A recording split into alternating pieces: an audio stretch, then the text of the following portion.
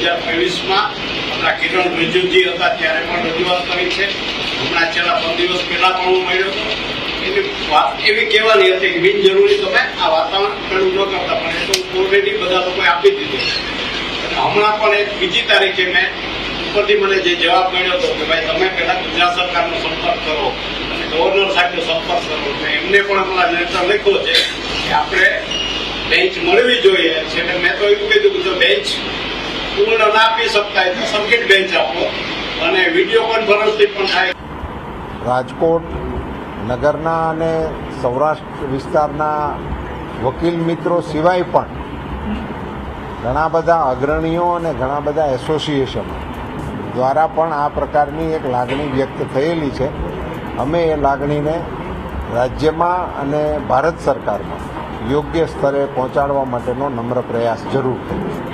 કે રાજકોટને જો હાઈકોર્ટની બેન્ચ મળી જાય તો સૌરાષ્ટ્રવાસીઓને ખૂબ મોટી રાહત મળશે અને આ ખૂબ મોટી રાહતના માધ્યમથી સૌરાષ્ટ્રવાસીઓને જે અમદાવાદ જવાના ધક્કા થાય ત્યાં રોકાવા કરવાનું થાય અને કેસનું નિરાકરણ આવવામાં જે વિલંબ થાય છે એ વિલંબમાં પણ સમયમાં પણ ઘણો ઘટાડો થઈ શકે.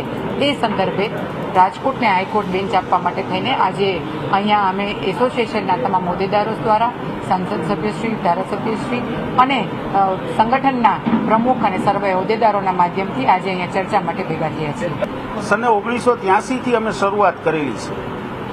જે આપ સૌ જાણો છો કે આ સરકારનો સામાન્ય સિરસ્તો એવો છે કે લોકોને ઘર આંગણે ઝડપી અને સસ્તો ન્યાય મળે અને તે ફરી વખત માંગણી અમારી અમે દોહરાવી છે.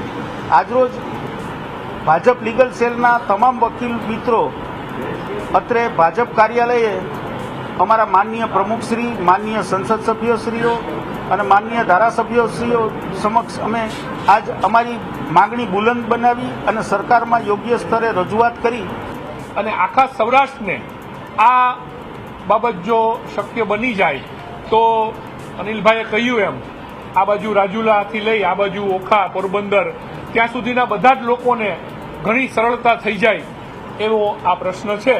તો અમે આજે બધા સાથે ચર્ચા વિચારણા કરવા માટે અહીંયા ભેગા થયા છીએ. સારી રીતે બધી વાતો થઈ છે અને અમારી પાસે જે કાંઈ મુદ્દા આવ્યા છે એ અમે સરકારશ્રી સુધી પહોંચાડીશું. એના માટે અગાઉ આપણા ભૂતપૂર્વ આપણા ભારત સંસદ સભ્ય શ્રી ચિમનભાઈ સુકાલે પણ રજૂઆત કરેલી હતી.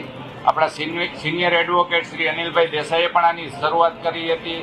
રાજકોટ ચેમ્બરે પણ કરી છે, અમે ધારાસભ્યોએ પણ કરી છે. એટલે આ અનુસંધાને રાજકોટને હાઈકોર્ટની બેન્ચ મળે એવું બધાની લાગણી છે અને એની અમે સરકારમાં યોગ્ય જગ્યાએ રજૂઆત કરશું અને વહેલી તકે મળે એવા અમે પ્રયત્ન કરશું. મિત્રો, વકીલોમાં કોઈ બી જૂથવાદ ન હોય, વિચાર ભેદ હોય. આજે આયા લીગલ સેલે બોલાવ્યા અને લીગલ સેલના એડવોકેટો અને નો લીગલ સેલમાં એ પણ એડવોકેટો છે. એટલે બધાની માંગણીની પ્રક્રિયા અલગ અલગ હોય, પણ અંતે મેં તમને પહેલા કીધું પત્રકાર મિત્રો આ વાતને પોઝિટિવ લોકો સુધી લઈ જાજો.